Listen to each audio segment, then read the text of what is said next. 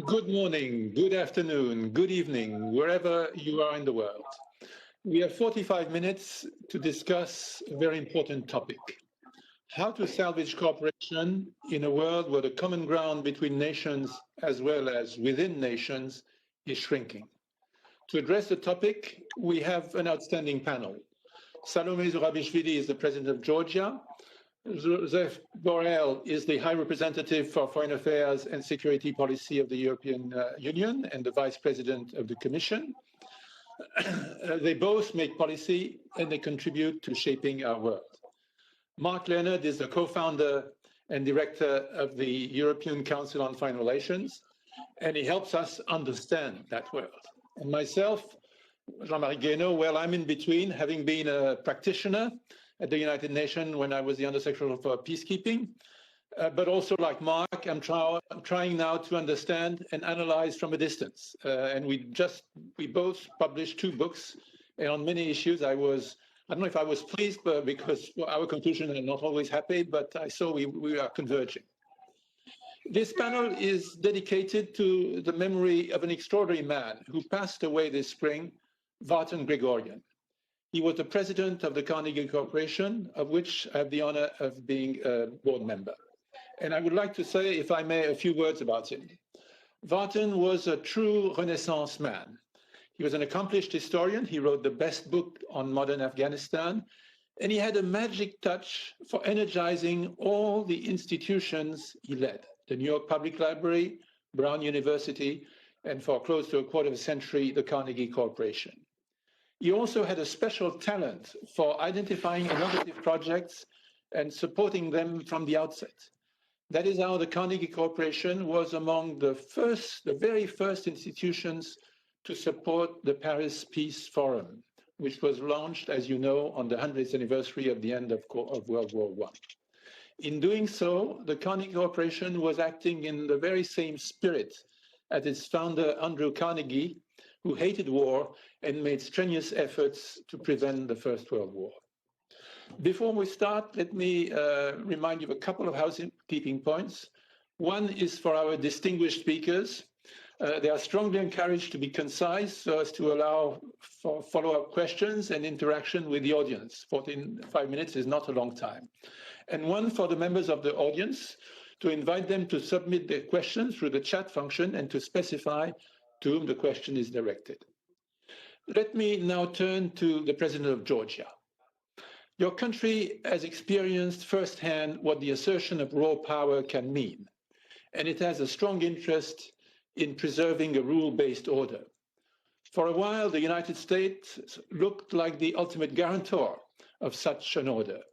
That is less clear now, especially for Europe, as the US seems more focused on Asia. And the Europeans are expected to play a greater role. And my question is very simple. What are your expectations in that regard? What do you expect from the Europeans today in that unsettled situation?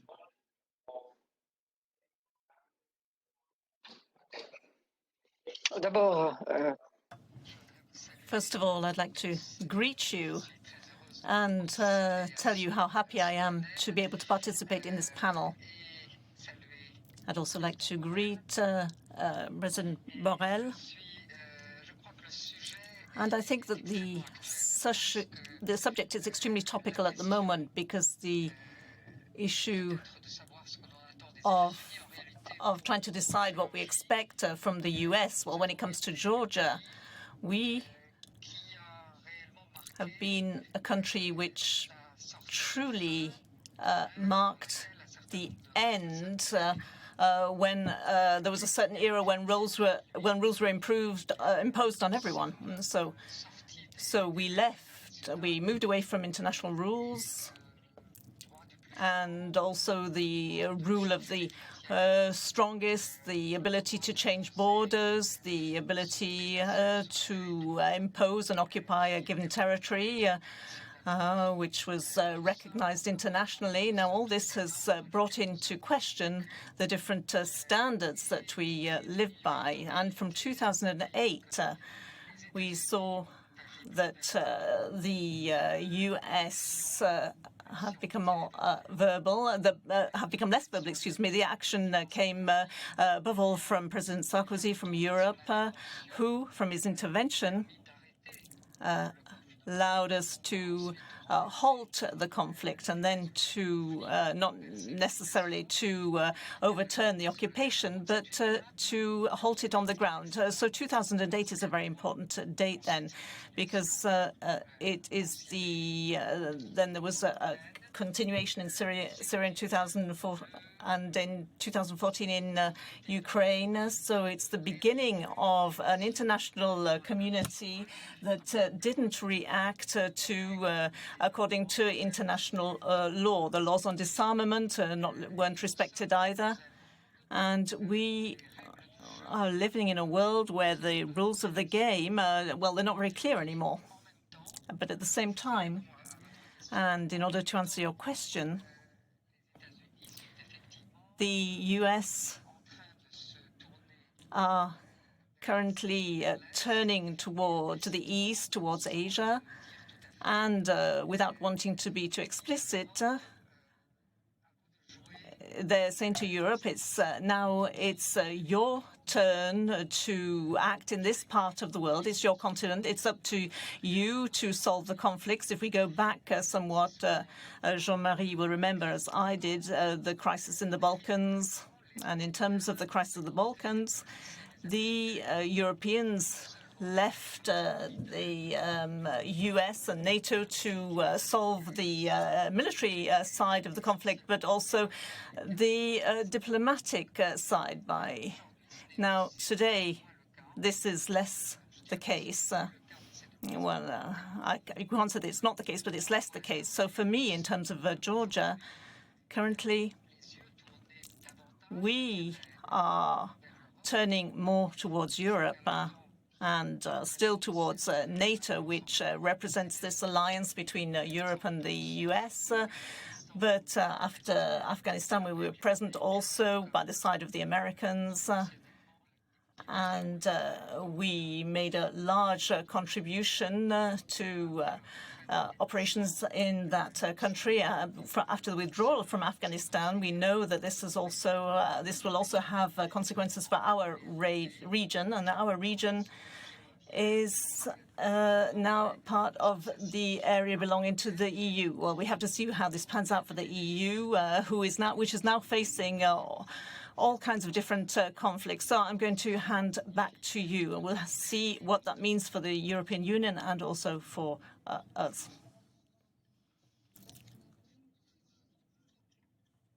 Follow up with a question. You have this big neighbor, Russia.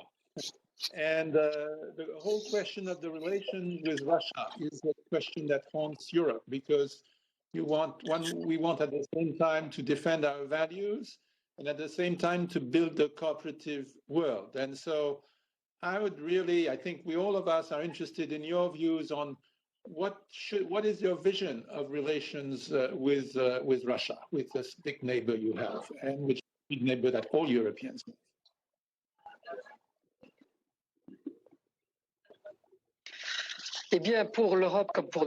Well, for Europe, just like for our country, we are facing Russia, which no longer respects the former rules of the game, the rules that they participated in making during the Helsinki period. So rules based on international law and disarmament. So we are facing a Russia which is using all possible weapons available to it.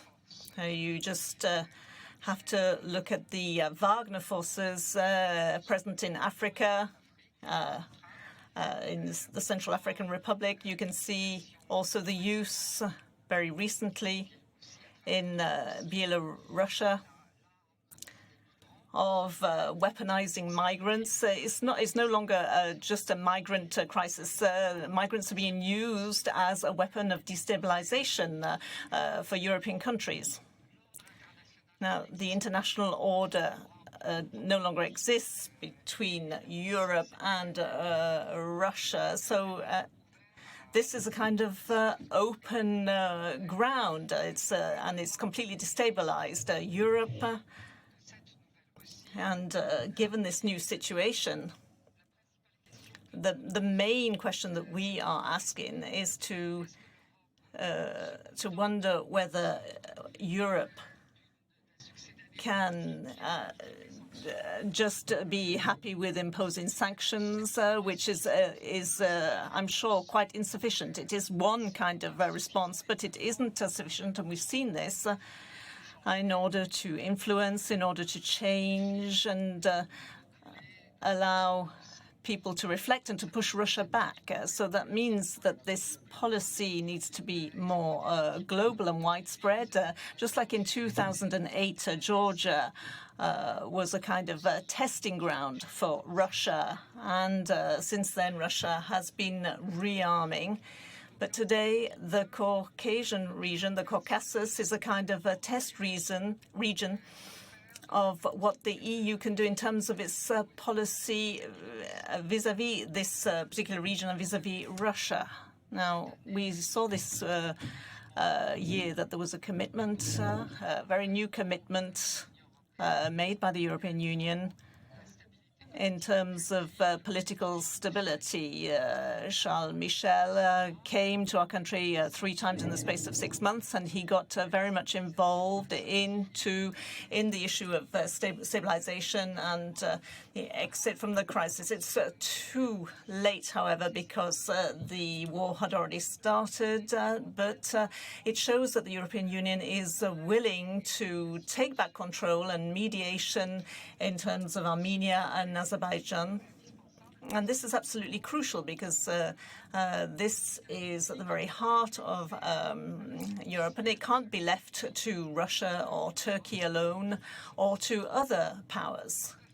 Now, what can we do in the Caucasus? The direct confrontation with Russia, it's not a European pathway, and it's not the pathway that Europe wants to follow. They don't have the military strength either, but it shows that they are indeed present and that they're not going to hand over their place. There are many discussions taking place today on these major infrastructure projects for this hub between Europe, between the Caspian Sea and Asia. So it can't be a region which is exclusively controlled by anybody, by Russia, by Turkey, by Iran. And we can see that these powers are very present. They have their interest in this particular region, but none of these powers has the economic means to carry out these major infrastructure projects that everyone is talking about. The only one that has the power to do that is Europe. So apart from the economic power, Europe has to have a vision of what they want to do, a vision of stabilization for the region, and also awareness of what makes its strength. And so taking over a large political project, they've had a large project which has worked quite remarkably, and that was the enlargement project. But currently, this project, we don't know whether it's been halted or whether it's being questioned. But in any case, it no longer translates the same political will. It needs to be reviewed or at least supported by other projects up to the time when the question of enlargement will become part of the whole vision of the European Union. And so to be present there and to be present in the Ukraine, in Europe should also gain more confidence, and this is very difficult at the time when it's being questioned and when it's facing all these different challenges. They've got cyber attacks, they've got terrorism, drug issues, migrants. Migrants being used as a weapon, but also the true migrant crisis, which is weakening European societies. And in the face of all that, we need, and we are expecting Europe to rediscover its values. There's also a problem between Europe and the US, the consensus of Washington. We no longer know whether that still exists, but we need a Europe which is proud of its values and needs to carry forward those values. So American liberalism has, in a certain way, provoked some of these internal crises in Europe. And the European nations don't have the same vision of what the European history and identity is, and Russia is exploiting those divisions and is presenting itself as the defender of traditional European values. And this is where Europe needs to retake the center with its values of freedom, solidarity, individualism, humanism, which are not exactly the same thing as the socially correct that we see in the US, which is somewhat foreign to the different European cultures. So there is an awful lot of work to be done on the part of Europe, and this has been expected by their neighbours, and for them stability means that Europe has to gain more confidence. I think we have the right man to answer all those questions. So I'll turn to Joseph Borrell. Europe is an herbivore in a world of carnivore. So my question is simple. How should Europe deal with the carnivores? Is it going to further weaponize connectivity like the carnivores do? How is it going to be at the same time strong, defending its values, as we were reminded by the president of Georgia, and safeguarding the possibility of cooperation, which has been at the heart of the European project? Well, look, first of all, allow me to congratulate to both of you, to Marc and Jean-Marie, for your books. I just finished yours, Jean-Marie. I found it very, very interesting. This idea that nous avons perdu le triomphalisme des démocraties après la chute du mur de Berlin et le triomphe de l'individu. We have lost the triumphalism of the individual after the fall of the Berlin Wall. The age of Unpeace, Marc, and I'm sure it will be also very, very, very interesting to read to both of you. Look, carnivores and herbivores. What is true is the number of carnivores has been increasing quite a lot. So the landscape has become much more dangerous. There are many people around that like to eat the others. The strong men and the authoritarian regimes, nationalism plus populism makes things much more danger. And I think that we Europeans, we should become a little bit omnivores, not only herbivores. In another way, we would like to live in a canned world, but our world is not a canned world, it's a hub's world, and we cannot pretend to be just a soft power, a kind of macrocephalic Switzerland, just trade plus human rights plus the rule of law. That's good, that's not enough. The landscape has changed a lot, and we have to adapt our mental fits to this new strategic landscape. One can be an herbivore when there are a lot of herbivores around, like-minded countries, no? Canada, New Zealand, US, but today this is not the case. So I think that the Europeans have to understand that they need to be something more than just a soft power. I am not calling to become a new empire or having the same military capacities than the US, because we will always privilege negotiation over confrontation. We will always privilege dialogue, we always privilege multilateralism. But if you want to support this approach, you have to have power. There are different ways of showing power. But at the end, there is also the power that comes from the capacity to use force. And this is what we are trying to do, to build capacities from the European side in order to assume our responsibility.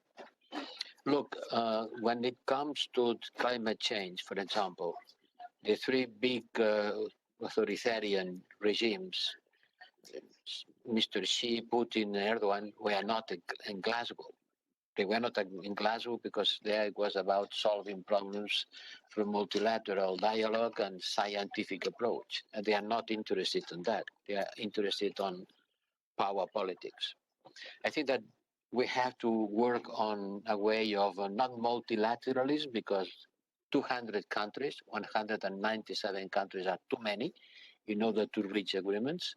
We have to work on a kind of plurilateralism with group of countries solving problems, and the JCPOA is a good example of that, trying to solve the Iranian nuclear problem.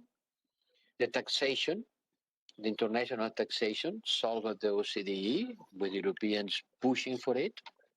The methane pledge, also an European idea, putting together not the whole international community, but an important but reduced number of countries ready to engage in some specific issue.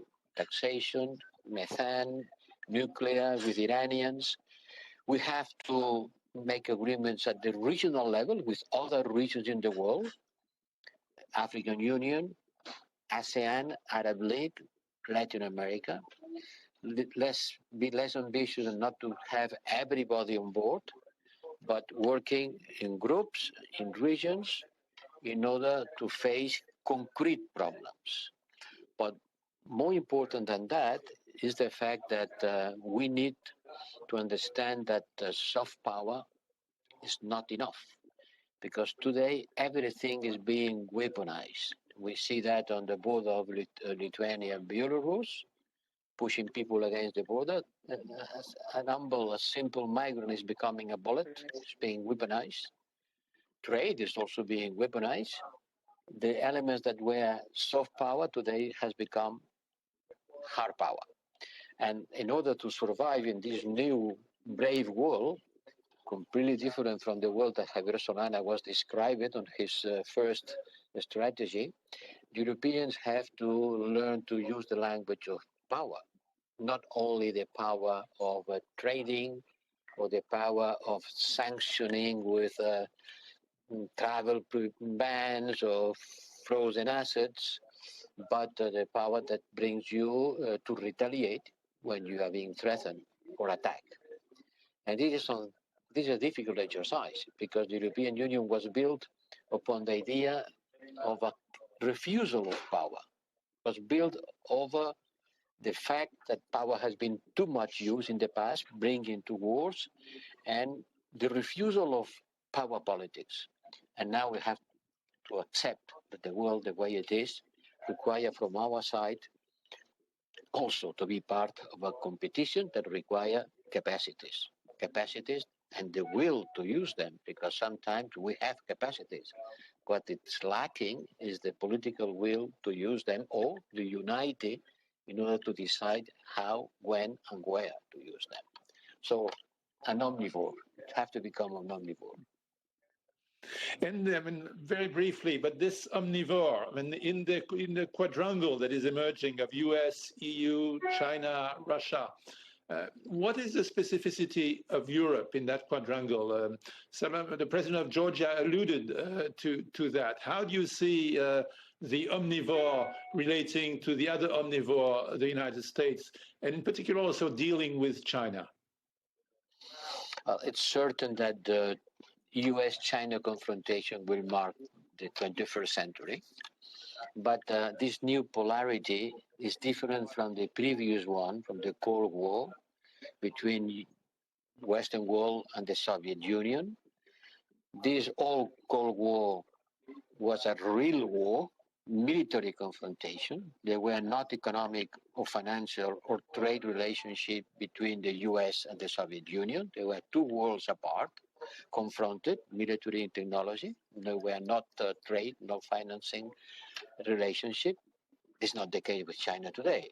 With China is the biggest treasury of the U.S.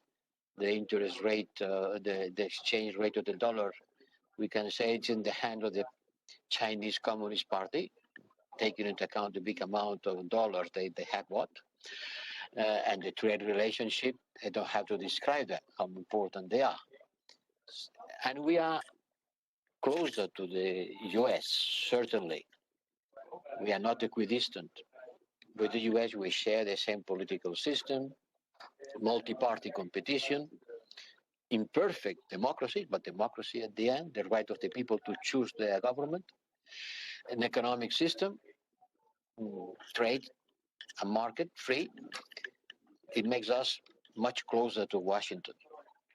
But it doesn't mean that we will be aligned with Washington all the time in anything, in allies, but not aligned. We have our own interests, and we have to preserve our interests that sometimes don't coincide with the US. We have differences with the US, and not exactly the same thing. The death penalty, the role of the religion, the side of the welfare state makes us quite different. But we are both the sons of the Enlightenment, and we have been building for 70 years a transatlantic relations. So closer to the US, but not aligned with the US. China is for us a competitor, a rival, and a partner, and we have to mix these three things in different combinations depending on the issue and on the circumstances. And we also have to think about the deep tendencies of the American society. We have seen the Trump phenomena, and one can think about it and discuss if Trump was an exception, an accident of the history, or maybe, by the contrary, Biden may be the last transatlantic president. So there are phenomena, sociological phenomena, in the root, on the basis of our European and American society, we are quite divergent. China has been a big disappointment. When in 2001 China became member of the World Trade Organization, we were expecting, maybe a little bit naive, that le doux commerce, the trade, would make people change their mind. The middle class will be growing, and this middle class will be asking for freedom, and the political system will change. Well, it will never be like Switzerland or social democracy in the Nordic states, but something different from the very much centralized Communist Party and the very much assertive global power. And this has not been the case at all. China has not been following this pattern. By the contrary, he has following a completely different way, and this makes us to look at China from this triple point of view, which, by the way, is more or less the same that the US have. They use different words, but they're talking about the same thing: rivalry, not a permanent rivalry, but rivals, because our systems are different and are competing in Africa and in South America. They are competing to present them as the best ones. And China exerts a certain fascination to the people because maybe its system could be better from the point of view of providing socioeconomic development. And is it as a partner and is a competitor, and we have to live with this complex relationship, closer to Washington, but not aligned on everything with Washington. Thank you very much. Now we are going to turn to Mark Leonard to give us the solutions. We all agree, Mark, that although the offensive use of connectivity is as old as international trade, and I was reminded of Napoleon using the continental blockade, today with not only goods, it's people, it's money that are on the move, and so the opportunities for offensive use of connectivity are multiplying accordingly, as we see at the border of Belarus. I think we also agree that the distinction between war and peace is increasingly blurred. And I stress in my own book how the brittleness of our own societies is a perfect backdrop for that proliferation of skirmishes, what you call unpeace, that can destroy our societies. You write at the end of your book, I quote, that the biggest challenge to the liberal order comes from within our divided societies. And we have heard from Joseph Borrell and Salome Zurabishvili what needs to be done to fix relations between states and to safeguard a rule-based order. But if you are right, and I think you are, that work has to start at home, within our own societies. So to use your nice formula of disarming connectivity, how do you do it within our own societies? Thank you very much, Jean-Marie. And what I say follows on very well from what both what you said, but also what Josep Borrell and Salome Zurabishvili were saying earlier, which is that we are living through a period where many of our illusions are being challenged. I'm a kind of proud internationalist who grew up with the idea that by binding people together, we could end up minimizing conflict between countries, creating global harmony, and the European Union in many ways was the sort of ultimate expression of how one could turn enemies into friends by binding them together as tightly as possible. But what I think we've seen in recent times is that connectivity and interdependence creates conflict as much as it brings people together. And as you say, the thesis of my book is very much that it creates a motive for people to conflict with each other by encouraging polarization and a sense of envy and a loss of control within our societies. It gives people more opportunities to conflict with each other because war and peace in traditional terms have become unbelievably dangerous with nuclear weapons, but somehow weaponizing connectivity is a much cheaper way of exercising power, which is why we're seeing this proliferation of sanctions, of election interference, cyber crimes, and even the weaponization of migration. But it also, I think, creates a widespread sense of insecurity because a lot of the things that we saw as making our societies richer and stronger and giving us unprecedented opportunities are now also seen as creating a risk and creating vulnerabilities. And it's those tensions which have come out most strongly on globalization. We've seen them in the economic realm where many of our societies are polarized between the people who think of themselves as winners, who are more cosmopolitan and attached to the world and see globalization as bringing them opportunities, giving them freedoms which they never had before.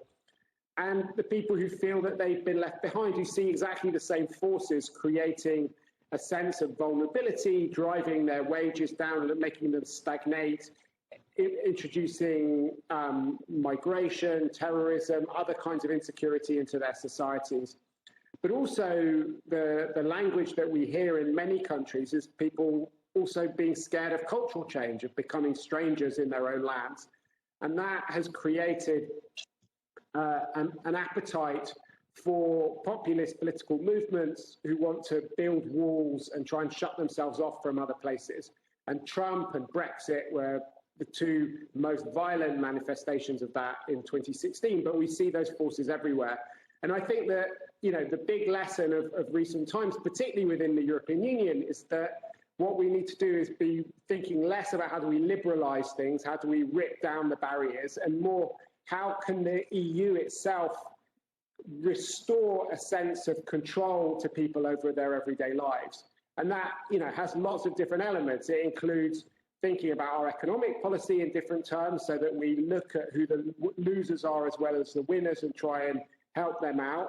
It's about our trade policies where we're sort of less focused on liberalizing at all costs and thinking more about what kind of industrial strategies do we need to make sure that we can have innovation, that we can have jobs for the future, being more wary about investment from other countries like China that have different outlooks and different electoral systems, but also speaking a different language to people. I think one of the reasons why people were so angry with European integration and with globalization is that we looked at the aggregate figures, which showed that these things were fantastic for society in the whole. And we told people that they were all winners, but many people felt that they were losers. And I think one of the interesting things which you see from elections, such as the German election, where Olaf Scholz was talking about respect, there's a different kind of language, which means that we don't just focus our resources on the kind of winners and on the big companies that inhabit our gleaming metropolises, but we think about how we can make life better for other people, but also how we can show them that they are respected members of society rather than the sort of deplorables that Hillary Clinton was talking about. Well, thank you very much. I see that the clock is ticking, and I want to give some space for the audience. But actually, there's a question, Mark, from the audience. There's several questions from the audience that, in a way, you are in a good position to answer. Many in the audience question whether we have done globalization right. And so that's very much linked to your vision of connectivity. And maybe you can say a word of that, because before I ask questions to Josep Borrell and Salome Zurabishvili. So briefly, because I see we have roughly 10 minutes left and I want to do justice to the audience. I think we've done globalization very badly wrong, because what we've done is we've created a sort of winner-takes-all version of globalization, where our main goal was about ripping down walls and barriers rather than actually maintaining consent for our connected world.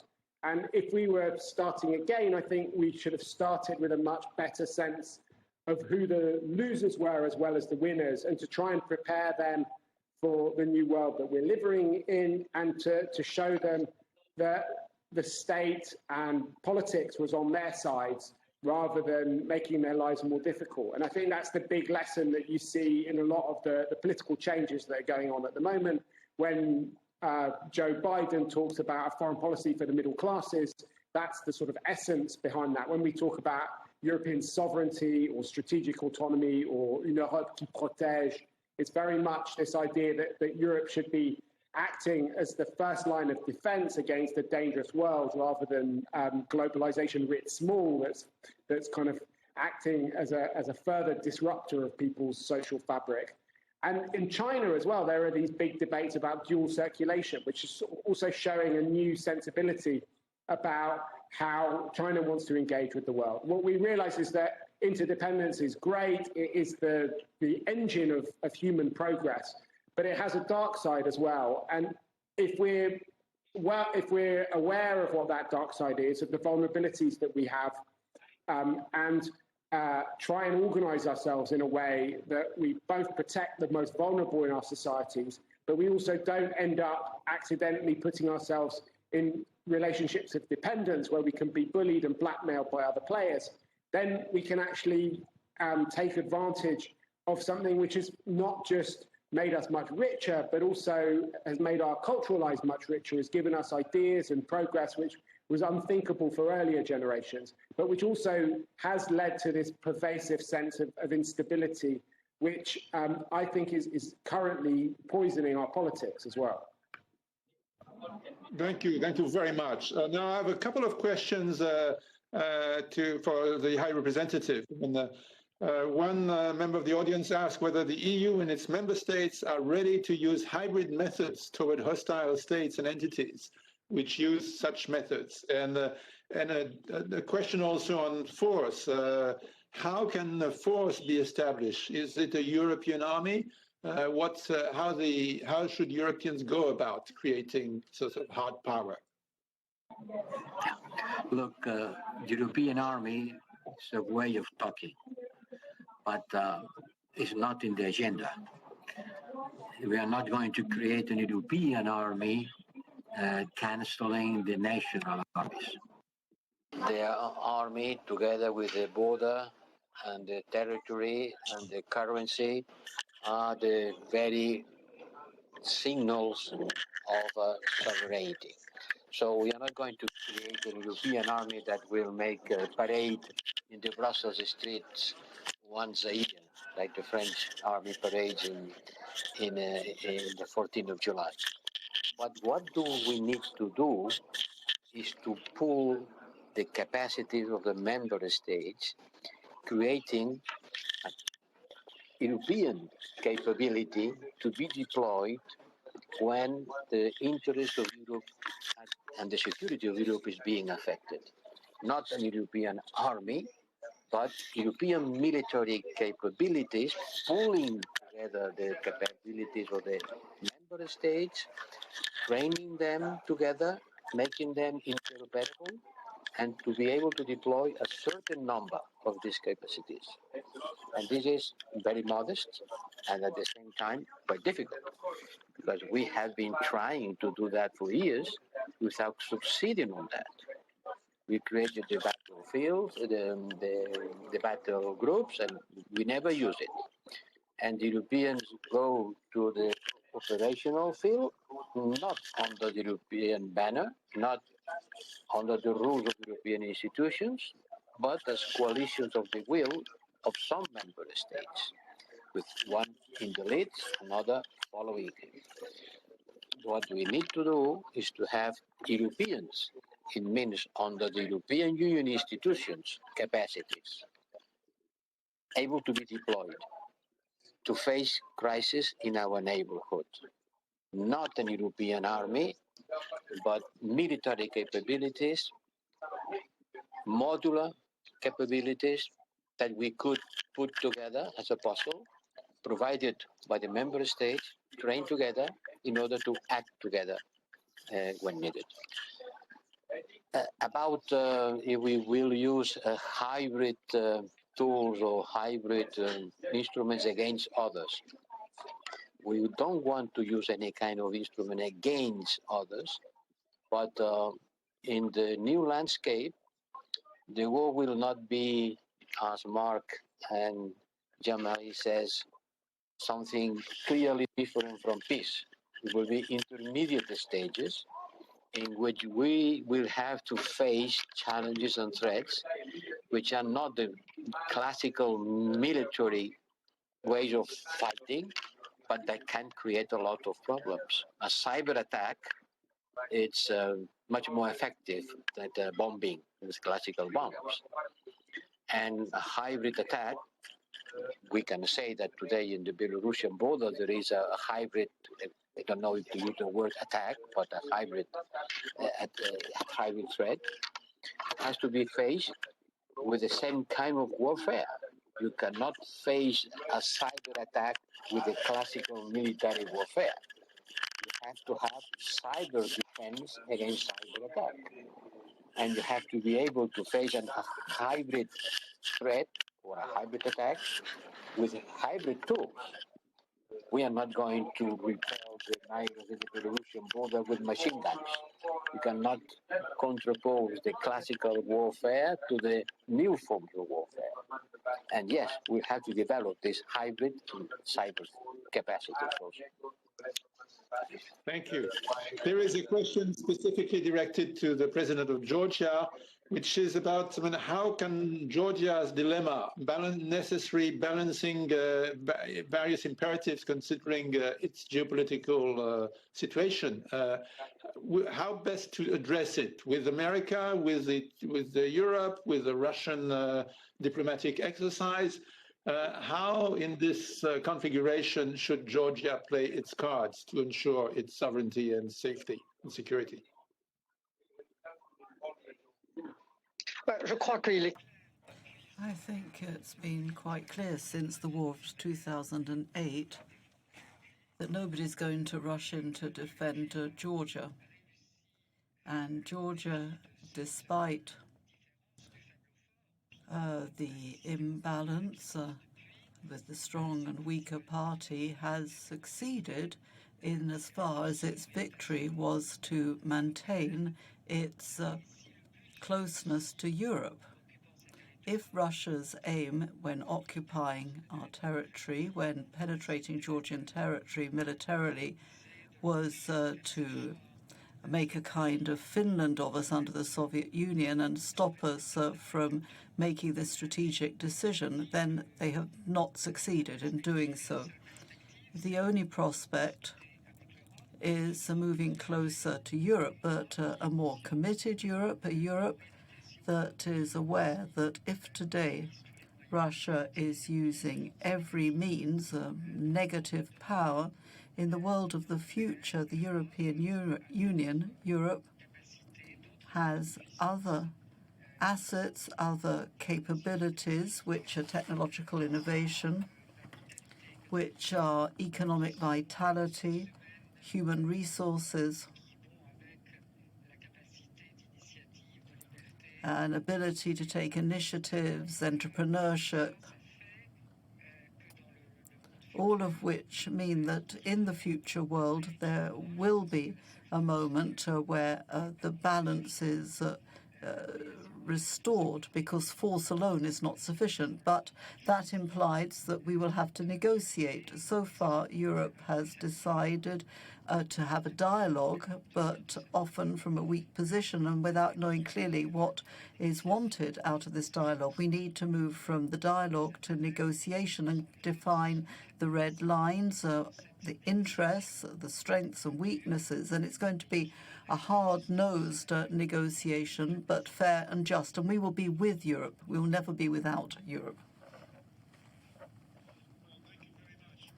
We're coming, sadly, to the end of this fascinating conversation. I want to thank our three panelists. I want to thank the audience. I apologize to those who didn't get their question answered. I think to address cooperation in an antagonistic world, we need more than 45 minutes, to be honest. But we have learned a lot in these 45 minutes. We certainly learned that the more connected we are, the more potentially powerful we are, but also the more vulnerable we are. We did not address the question of the we. Who are we? And we talk about China, United States, Russia, Europe as self-evident entities. But are they and are we? That's a very pertinent question, especially for Europe. So in the competitions among powers, I would conclude by saying that we have to know who we are, and that was alluded to by, I think, all of you. And we have to see whether there is some common ground that can be found based on shared interest, and ideally on some shared values. And that's a tough slug in the present world. But I think with leaders like Josep Borrell, Salome Zerabishvili, Mark Leonard, we're in good shape to continue the fight for a world that is based on principles rather than just the raw use of power. Thank you.